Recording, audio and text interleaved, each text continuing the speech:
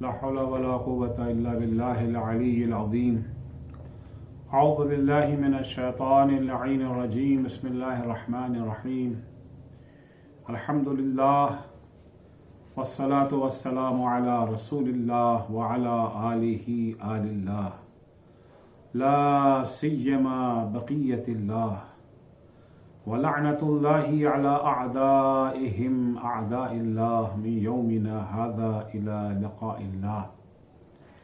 أما بعد فقد قال الله: يا أيها الذين آمنوا كتب عليكم الصيام كما كتب على الذين من قبلكم لعلكم تتقون.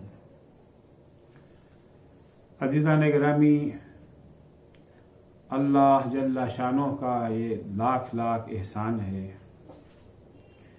کہ اس نے ہمیں پیدا کیا، لباس وجود عنایت فرمایا. صرف پیدا ہی نہیں کیا بلکہ ہماری ہدایت و رہنمائی کا مکمل بندوبست کیا، ہماری ترقی کا بھرپور انتظام کیا، ہماری ارتقاء کے لیے جن چیزوں کی ضرورت تھی وہ چیزیں ہمیں فراہم کر دی. ہماری ارتقاء کے لیے تقوی ضروری تھا، کہ تقوی کے بغیر ہماری ترقی ناممکن ہے. خداوند متعال نے اس چیز کی طرف قرآن مجید میں اشارہ بھی کر دیا کہ اتقوا اللہ یا اولی الالباب لعلکم تفلحون. اے صاحبان عقل و خرد، اللہ کا تقوی اختیار کرو تاکہ تم کامیاب و کامراں ہو سکو. اس کے علاوہ تقوی کیسے حاصل کر سکتا ہے، اس کا بھی بندوبست کیا. عبادتیں فرض کی تقوی کے لیے. روزی جیسی خاص عبادت اللہ نے ہمارے سپرد کی تقوی کے لیے. تقوی کیا ہے، اس کی وضاحت پیغمبر اسلام صلی اللہ علیہ وآلہ وسلم سے کروائی. امیر المومنین حضرت علی بن ابی طالب علیہ السلام نے اس کی وضاحت کی. مولا کائنات نے خطبہ حمام میں اگر لفظوں میں متقین کی تصویر پیش کی ہے تو اس کی عملی شکل جناب خدیجہ سلام اللہ علیہا کی حیات طیبہ ہے. چاہے وہ عقیدے کا مرحلہ ہو یا عمل کی منزل، جناب خدیجہ ہر میدان میں متقین کی صف اول میں نظر آتی ہیں. آپ نے اسلامی تعلیمات پر کچھ اس طرح عمل کیا کہ قیامت تک آنے والے مسلمان زن و مرد کے لیے نمونے عمل بن گئی. اسلام نے جہاں مردوں کو نمونے عمل بنایا ہے وہیں عورتوں کو بھی. سورہ تحریم آیت 11 میں خداوند متعال نے ایک عورت کو نمونے عمل قرار دیا ہے. ضرب اللہ مثلا للذین آمنوا امرأۃ فرعون. اللہ جل شانہ کہتا ہے کہ اللہ نے مومنوں کے لیے، صاحبان ایمان کے لیے نمونہ عمل قرار دیا ہے آسیہ بنت مزاحم زوجہ فرعون کو. تو نمونہ عمل جناب خدیجہ صرف عورتوں کے لیے نہیں ہے.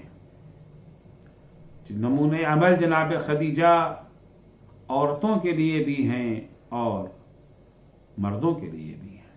آج شب وفات حضرت خدیجہ ہے.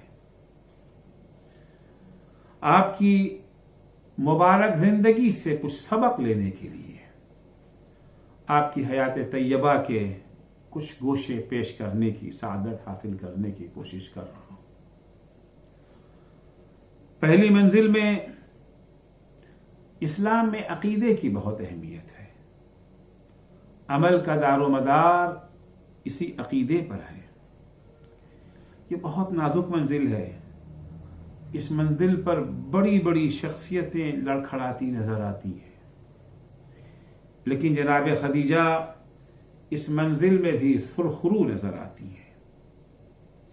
چاہے وہ حضرت کی بعثت سے پہلے کا دور ہو یا آپ کی بعثت کے بعد کا زمانہ، نہ بعثت سے پہلے آپ حق کے راستے سے جدا نظر آتی ہیں اور نہ بعثت کے بعد ایک سیکنڈ کے لیے بھی حق سے دور نظر نہیں آتی. آپ سب جانتے ہیں کہ بعثت سے پہلے چند مختصر سے افراد کے سوا سارا مکہ بت پرستی میں غرق تھا. اس عام دھارے سے کٹ کر کسی دوسرے عقیدے کو اپنانا تقریباً محال نظر آتا تھا، جوئے شیر لانے کے برابر تھا. لیکن جناب خدیجہ سلام اللہ علیہا نے ایسے دور میں بھی جسے جاہلیت کا دور کہا جاتا تھا اور ایک ایسے ماحول میں شمع ایمان جلائے رکھا اور صحیح و برحق عقیدے کو بچائے رکھا، جسے امیر المومنین علیہ الصلوۃ والسلام ان لفظوں میں بیان فرماتے ہیں: ان اللہ بعث محمدا نذیرا للعالمین وامینا علی التنزیل وانتم معشر العرب علی شر دین وفی شر دار.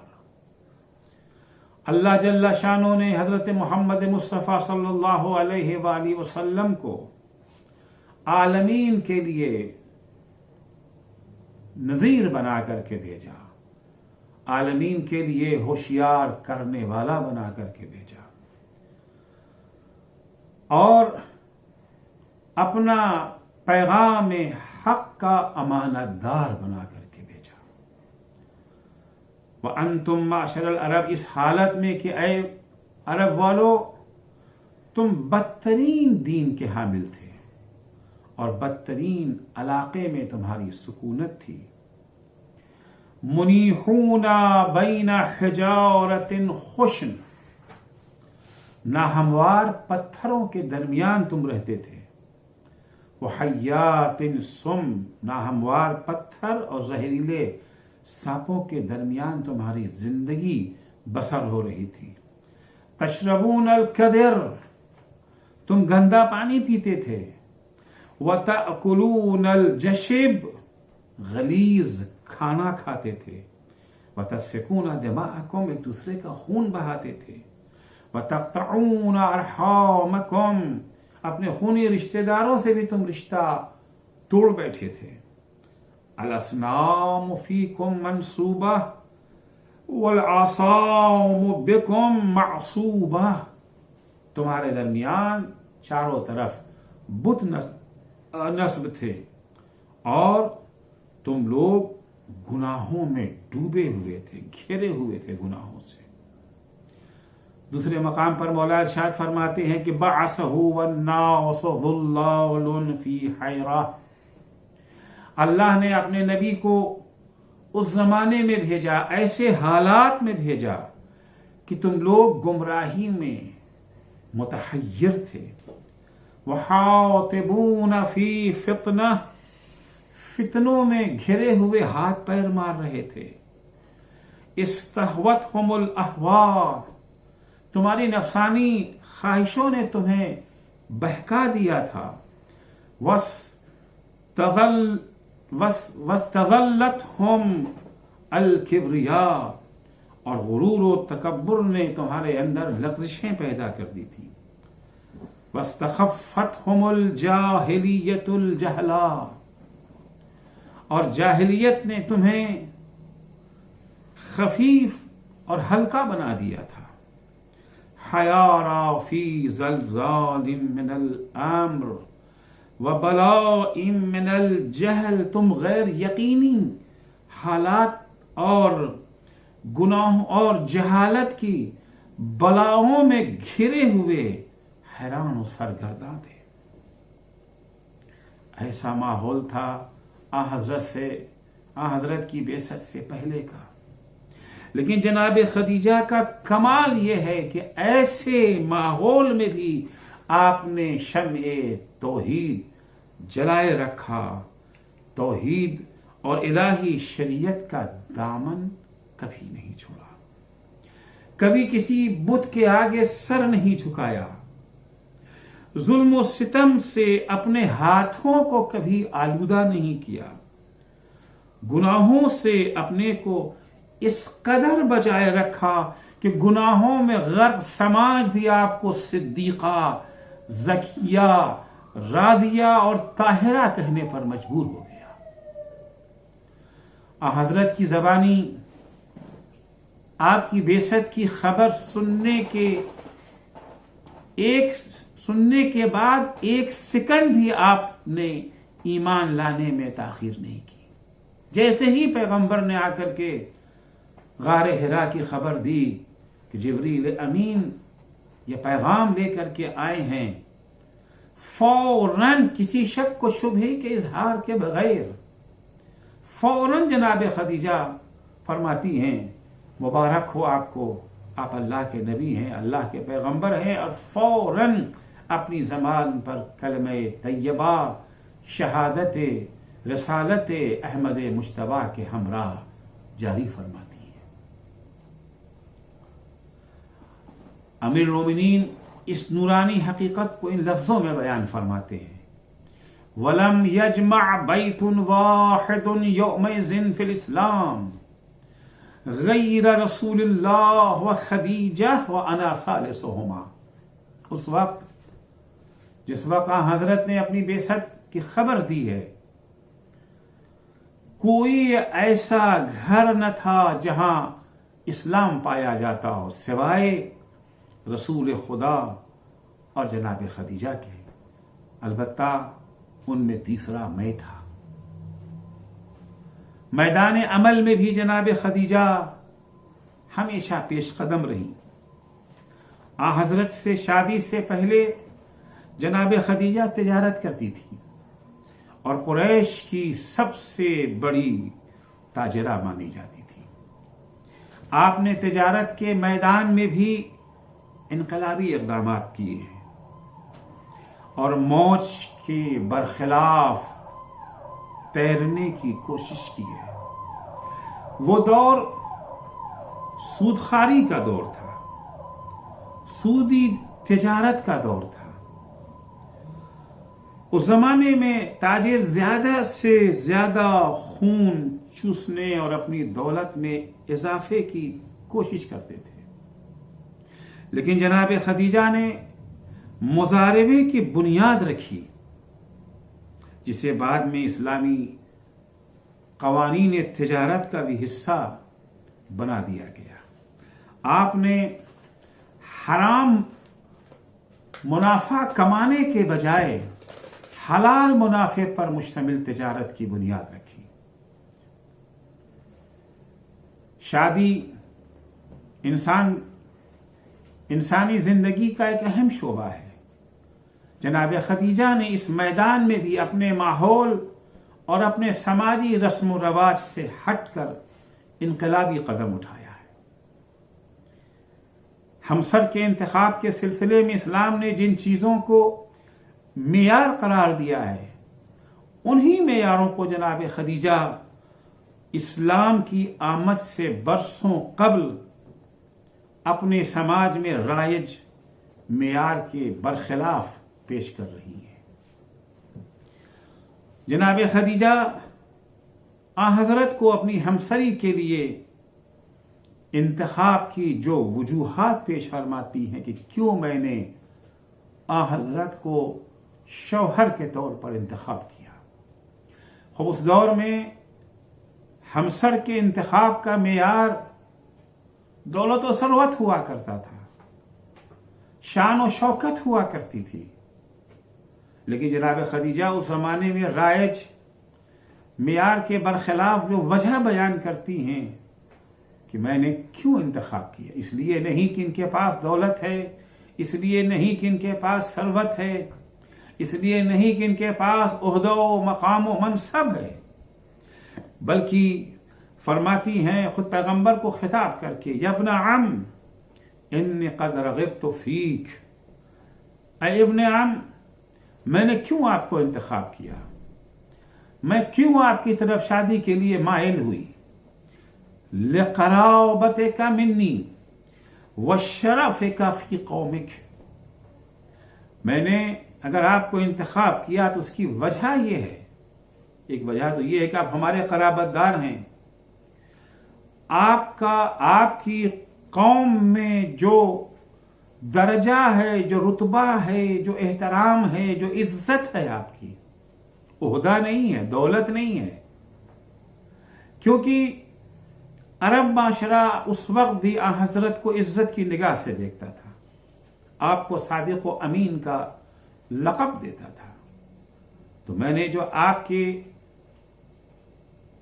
معاشرے میں، آپ کی قوم میں جو آپ کی عزت دیکھی، جو آپ کا احترام دیکھا، جو آپ کی عظمت دیکھی، اس عظمت کے پیش نظر میں نے آپ کا انتخاب کیا، وَأَمَانَتِكَ عِنْدَهُمْ، جو میں نے آپ کی امانت داری دیکھی آپ کی قوم کے اندر، کہ لوگوں کو اگر اپنی امانت رکھوانا ہوتی تھی تو آپ کو ڈھونڈتے تھے، آپ کے در دولت پر تشریف لاتے تھے، آپ کی امانت داری پر اتنا بھروسہ تھا انہیں، آپ کی امانت داری کو دیکھ کر کے میں نے آپ کا انتخاب کیا، وحسن خلقک، آپ کے حسن اخلاق کو دیکھ کر کے میں نے آپ کا انتخاب کیا، وصدق حدیثک، اور آپ کی صداقت بیانی، راست گوئی کو دیکھ کر کے میں نے آپ کا انتخاب کیا۔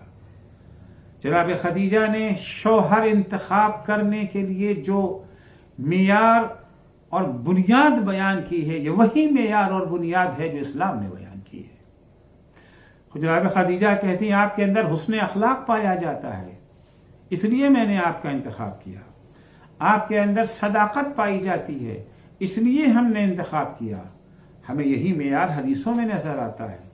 چھٹے امام جعفر صادق علیہ السلام فرماتے ہیں، جب تمہارے پاس کوئی رشتہ لے کر کے آئے، اگر اس کا دین صحیح و سالم ہے، اگر اس کا اخلاق اچھا ہے تو اس سے شادی کر دو، فزوجوہ وَإِلَّا تَكُنْ فِتْنَةٌ وَفَسَادٌ كَبِيرٌ، اگر تم نے ایسے رشتے کو ٹھکرا دیا اس لیے کہ اس کے پاس دولت نہیں ہے، اس کے پاس عہدہ و منصب نہیں ہے، اس کے پاس گاڑی بنگلہ بینک بیلنس نہیں ہے، اس رشتے کو ٹھکرانے کی بنا پر فتنہ و فساد پھیلے گا۔ یہ معیار اسلام نے بعد میں پیش کیا، جناب خدیجہ نے پہلے پیش کیا۔ عظمت جناب خدیجہ کے لیے اتنا ہی کافی تھا۔ عزیزو، یہ فیصلہ جذباتی فیصلہ نہیں تھا، وقتی جوش نہیں تھا، بلکہ غور و فکر کے بعد اعتقادی فیصلہ تھا۔ یہ شادی کے بعد اپنی ساری دولت جناب خدیجہ نے حضور کے قدموں پر نچھاور کر دی، جو اسلام کے بڑا کام آئی اور جس کا اقرار خود حضرت بار بار کیا کرتے تھے۔ شادی کے بعد جناب خدیجہ نے حضرت سے فرمایا، البیت بیتک وَأَنَا أَمَتُكَ، ساری دولت رسول خدا کے قدموں میں ڈالنے کے بعد فرماتی ہیں، یہ گھر بھی آپ کا اور میں بھی آپ کی کنیز ہوں۔ جناب خدیجہ کا یہی ایمان محکم، عمل پیہم اور ایثار و قربانی ہے جس کی وجہ سے اللہ جل شانہ کی بارگاہ میں آپ کو وہ مقام اور درجہ حاصل ہو گیا جو شاذ و نادر افراد ہی کو نصیب ہوا ہے۔ اللہ کی نگاہ میں آپ کا وہ درجہ اور وہ منزلت تھی کہ اللہ جناب خدیجہ کو سلام بھجواتا تھا۔ چنانچہ روایت ہے کہ جبریل امین نے رسول خدا کی خدمت میں حاضر ہو کر عرض کیا، یہ روایت امام احمد حنبل نے نقل کی ہے۔ جبریل نے آ کر عرض کیا، هذه خدیجہ قد اتتک معها اناء مغطى فيه فيه ادام او طعام او شراب۔ اے اللہ کے رسول دیکھیے یہ خدیجہ آپ کے پاس چلی آ رہی ہے، ان کے ہاتھوں میں ایک سینی ہے جو خان پوش سے ڈھکی ہوئی ہے، اس کے اندر شاید سالن ہے، شاید کوئی اور کھانا ہے، شاید پانی ہے۔ فَإِذَا هِيَ أَتَتْكَ، جب وہ آپ کے پاس آ جائیں، اقرأ علیہ السلام من ربہا، تو خدیجہ کو ان کے پروردگار کا سلام پہنچا دیجیے گا۔ وَمِنِّي سلام، اور میرا سلام بھی جناب خدیجہ کو پہنچا دیجیے گا۔ ایک دوسری روایت ہے کہ جبریل نے حضرت سے عرض کیا کہ اقرأ خدیجہ من ربہا السلام، خدیجہ کو ان کے پروردگار کا سلام پہنچا دیجیے۔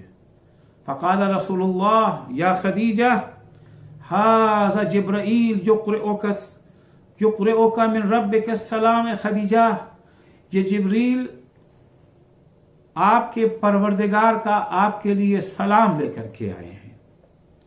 قالت اللہ السلام ومنہ السلام وعلی جبرائیل السلام، ساری سلامتی اللہ ہی کی طرف سے ہے، خود اللہ سلامتی ہے، اللہ سلام ہے، اور جبریل پر بھی ہمارا سلام ہو۔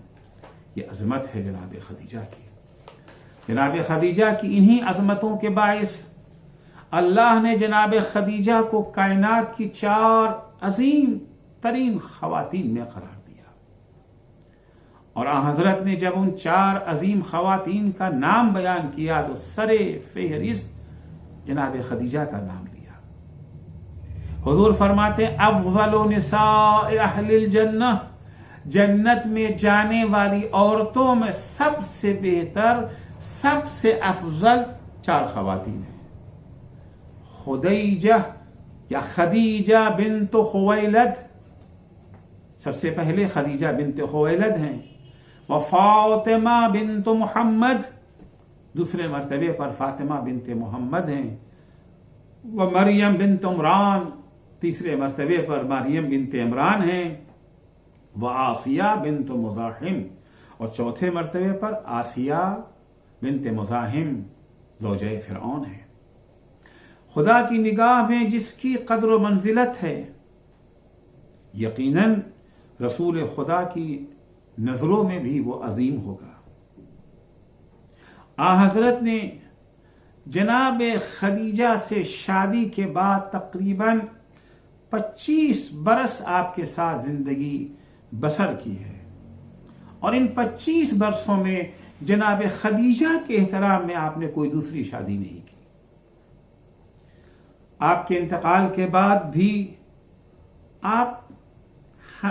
آپ کے دل میں ہمیشہ جناب خدیجہ کی عظمت اور منزلت باقی رہی، اس میں کوئی کمی نہیں آئی۔ آپ ہمیشہ جناب خدیجہ کو یاد کیا کرتے تھے۔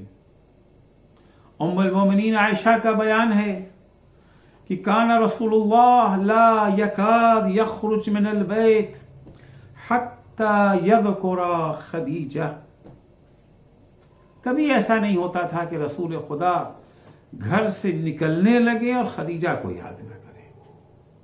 فیحسن الثناء علیہا، جب خدیجہ کو یاد کرتے تھے تو اچھے لفظوں میں یاد کرتے تھے، ان کی تعریف بیان کرتے تھے، ان کی مدح و ثنا فرماتے تھے، والاستغفار لہا، اور ان کے لیے استغفار کرتے تھے۔ فذکرھا ذات یوم، ایسے ہی ایک دن پیغمبر جب خدیجہ کو یاد کرنے لگے، فحملنی الغیرہ، تو یہ سن کے مجھے جلن ہونے لگی۔ فقلت عوضک اللہ من کبیرۃ السن، اللہ نے اس بڑھیا کے بدلے میں آپ کو اس سے بہتر بیوی دے دی۔ فرأیت رسول اللہ غضب، ام المؤمنین عائشہ کہتی ہیں کہ میں نے دیکھا یہ سن کے رسول خدا کو غضب غضبا شدیدا، شدید غصہ آیا، بہت زیادہ غصے میں آگے رسول خدا، اور فرمانے لگے خدیجہ وہ اہنا مثل خدیجہ، خدیجہ کا بدل مل گیا ہے کہاں دنیا میں خدیجہ کا بدل؟ صدقتنی حین کذبنی الناس، خدیجہ نے اس وقت میرے دعوی رسالت کی تصدیق کی ہے جس وقت سب لوگ مجھے جھٹلا رہے تھے۔ وَوَازَرَتْنِي عَلَى دِينِ اللَّهِ وَعَانَتْنِي بِمَالِهَا، دین خدا کے سلسلے میں خدیجہ نے میرا ساتھ دیا، میرا ہاتھ بٹایا، میرا بوجھ ہلکا کیا۔ وَعَانَتْنِي بِمَالِهَا، اور اپنے مال سے خدیجہ نے میری مدد کی۔ البتہ یہ داستان متعدد مرتبہ پیش آئی ہے، متعدد مرتبہ ایسا واقعہ پیش آیا ہے۔ چنانچہ ایک اور دن کا تذکرہ ہے کہ ایک دن پیغمبر صلی اللہ علیہ وآلہ وسلم اپنی بیویوں کے درمیان تشریف فرما تھے، جناب خدیجہ کو یاد کر کے رونے لگے۔ ام المؤمنین عائشہ کہنے لگیں آپ بنی اسد کی بڑھیا کے لیے رو رہے ہیں؟ حضرت نے فرمایا صدقتنی اذ کذبتم، جس وقت تم لوگ جھٹلا رہی تھی ہمیں، اس وقت خدیجہ نے میری تصدیق کی۔ وآمنت بی اذ کفرتم، جس وقت تم لوگ کفر کی زندگی بسر کر رہے تھے، اس وقت خدیجہ مجھ پر ایمان لائی۔ وولدت لی اذ اقمتم، تم بانجھ تھی، خدیجہ نے مجھے نعمت اولاد سے نوازا۔ ام المؤمنین عائشہ کہتی ہیں اس واقعے کے بعد سے ہمیں جب کبھی حضرت سے قربت حاصل کرنی ہوتی تھی تو ہم جناب خدیجہ کے ذکر سے قربت حاصل کرتے تھے۔ جناب خدیجہ کی یاد میں آپ ان کی سہیلیوں کا بھی احترام کرتے تھے اور ان سے حسن سلوک فرماتے تھے۔ جب کبھی قربانی کرتے تو جناب خدیجہ کی سہیلیوں کے یہاں بھی گوشت بھیجتے تھے اور فرماتے تھے انی لأحب حبیبتہا، میں خدیجہ کی سہیلیوں سے بھی محبت کرتا ہوں۔ روایت میں ہے کہ ایک دن ایک ضعیف خاتون حضرت کی خدمت میں حاضر ہوئی۔ پیغمبر ان سے بہت لطف و محبت سے پیش آئے۔ جب وہ چلی گئیں تو ام المؤمنین عائشہ اس غیر معمولی سلوک کی وجہ دریافت کرنے لگی۔ کیا وجہ ہے کہ آپ نے ان خاتون کے ساتھ غیر معمولی حسن سلوک کیا؟ حضرت نے فرمایا یہ محترمہ خدیجہ کے زمانے میں بھی آیا کرتی تھی، ان کی سہیلیوں میں سے ہیں۔ جناب خدیجہ نے 25 برس تک رسول خدا کا ساتھ خوب نبھایا، ہر خوشی غم میں برابر کی شریک رہی۔ ناز و نعم اور دولت و ثروت کے درمیان پلی بڑھی جناب خدیجہ نے تبلیغ اسلام کی راہ میں حضرت کے ہمراہ ہر طرح کی مصیبتیں برداشت کی، مگر کبھی اف نہ کیا، کبھی شکوہ نہ کیا۔ شیب ابی طالب کے شدائد و مصائب بھی برداشت کر لیے، مگر حضرت کی حمایت و ہمراہی سے ایک قدم بھی پیچھے نہیں ہٹی۔ اگرچہ شیب ابی طالب کی مصیبتوں نے آپ کو جسمانی طور پر اتنا کمزور بنا دیا تھا کہ پھر زیادہ دن تک زندہ نہ رہ سکی، اور فراق و جدائی کا وہ غم انگیز لمحہ بھی آ پہنچا۔ جب آپ کی بیماری نے شدت اختیار کر لی، ایک دن آپ نے حضرت سے فرمایا یا رسول اللہ اسمع وصایا، اے اللہ کے رسول میری وصیتیں سن لیجیے، میرا آخری وقت آن پہنچا ہے۔ اولاً فإنی قاصرۃ فی حقک، میری پہلی وصیت آپ سے یہ ہے کہ میں نے آپ کے حق میں کوتاہی کی ہے، میں نے آپ کے حق میں کوتاہی کی ہے، فاعف عنی، مجھے معاف کر دیجیے گا. فاعفونی یا رسول اللہ، اے اللہ کے رسول مجھے معاف کر دیجیے گا. حضور نے فرمایا حاشا وکلا، ہرگز نہیں، ہرگز ایسا نہیں ہے. ما رأیت بن کے تقصیرا، میں نے پوری 25 سالہ زندگی میں آپ سے کوئی کوتاہی نہیں دیکھی ہے. فقط بلغت جہدک، آپ سے جو بن سکتا تھا آپ نے ساری کوشش صرف کر دی میری حمایت اور خدمت میں. وَلَقَدْ بَذَلْتِ أَمْوَالَكَ، آپ نے اپنی ساری دولت ہمارے حوالے کر دی. وَصَدَّقْتِ فِي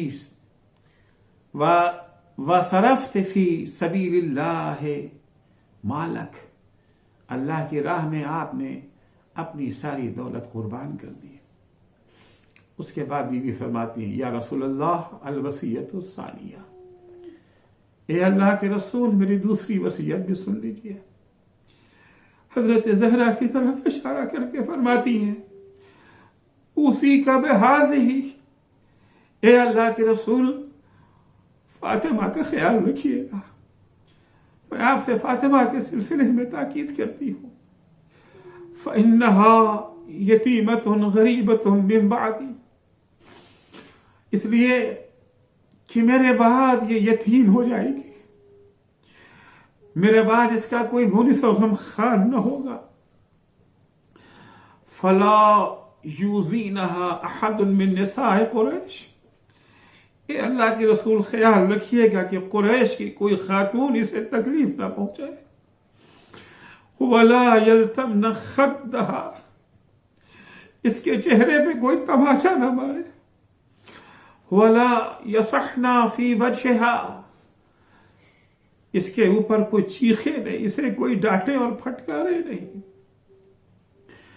اما الوصیۃ الثالثہ فإنی اقولها لابنتی فاطمہ وہی تقول لک فإنی مستحیۃ منک یا رسول اللہ. اے اللہ کے رسول میری ایک تیسری وصیت ہے، میں وہ وصیت اپنی بیٹی فاطمہ سے کہہ دوں گی، وہ آپ سے بیان کر دے گی. مجھے شرم آتی ہے آپ سے کہتے ہوئے. جب رسول خدا وہاں سے ہٹ گئے، جناب خدیجہ نے جناب فاطمہ زہرا سلام اللہ علیہا کو بلایا. کل 5 برس عمر ہے جناب فاطمہ کی. بلانے کے بعد کہتی ہیں بیٹا فاطمہ، دیکھو میرے پاس جو کچھ بھی تھا سب کچھ میں نے اللہ کی راہ میں قربان کر دیا. اب میرے پاس کفن کے لیے بھی پیسہ باقی نہیں بچا ہے. بیٹا فاطمہ جب میرا انتقال ہو جائے تو اپنے بابا سے کہنا کہ مجھے اپنی اس ابا میں دفن کرے، اس ابا کا کفن پہنائے جو وہ نزول وحی کے وقت پہنتے رہتے ہیں. جب جناب خدیجہ کی وفات ہو گئی، جناب فاطمہ زہرا سلام اللہ علیہا نے حضور اکرم سے ماں کی وصیت بیان کر دی.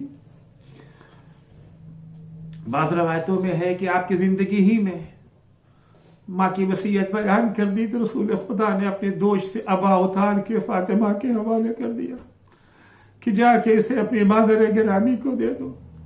جناب فاطمہ جب وہ ابا لے کر کے بی بی کی خدمت میں آئی ہے تو بی بی خوش ہو گئی. جب بی بی کا انتقال ہو گیا تو جبریل امین اللہ کا پیغام لے کر کے آتے ہیں کہ میرے حبیب خدیجہ نے اپنا سارا مال ساری دولت میری راہ میں قربان کر دی. خدیجہ کے کفن کا میں ذمہ دار ہوں. اللہ نے جنت سے یہ کفن بھیجا ہے خدیجہ کے لیے. حضور اکرم نے جناب خدیجہ کو اپنی ابا اور جنت سے آئے ہوئے کفن کے ہمراہ سپرد خاک کر دیا. لعنت اللہ علی قوم الظالمین وسيعلم الذين ظلموا أي منقلب ينقلبون.